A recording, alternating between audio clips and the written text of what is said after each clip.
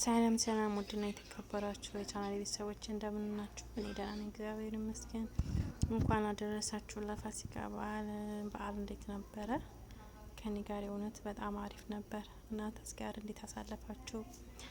እኔ በዚህ መልኩ አሳልፍ ያለው ማለት ከጓደኞቼ ጋር ፏድምቅ ብለን እንደዚህ ፏድምቅ አድርገን እንትን ብለን ፈርሸን እንደምታዩት ያው ጉዝጓዡን ቢቀር ደስ በሚል በፈርሻ እንደምታዩት ጉዝጓዥ ይመስላል ማለት ነው። እንግዲህ ሀገር ቤት እስከምንገባ ድረስ ማለት ነው።